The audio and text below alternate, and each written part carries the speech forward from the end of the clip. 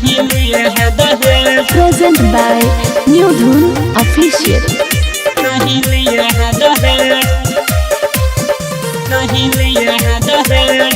Recording by SR Studio, Ludhiana.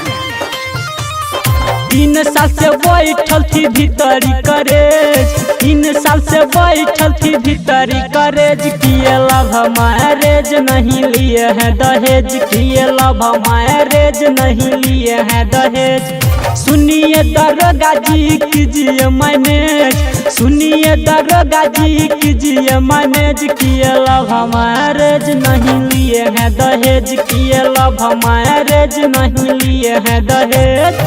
Present by New Dhun Official. नहीं लिए हैं दहेज,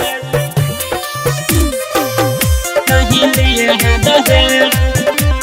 Present by New Dhun Official. नहीं लिए हैं दहेज। मधुबनी कोर्ट में आ चल रहा केस, आ कहीं न दिखाते हैं हम अपना फेस। ए दरोगा जी ले दे के माफ कीजिए ना।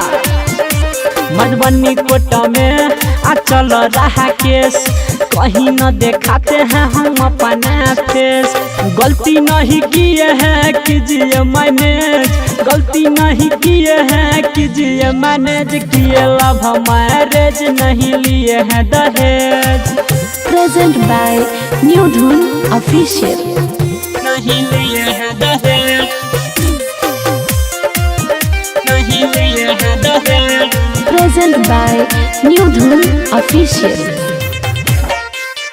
नहीं लिए हैं दहेज। भवानीपुर मंदिर में कर लिए शादी, तब काहे देते नहीं हमको आजादी, अब काहे देते नहीं हमको आजादी।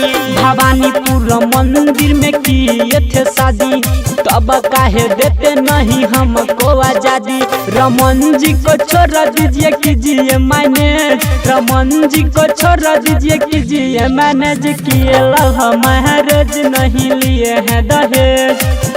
3 साल से बैठल थी भीतरी करेज, 3 साल से बैठल थी भीतरी करेज। किए लव मैरेज नहीं लिए हैं दहेज, किए लव मैरेज नहीं लिए हैं दहेज।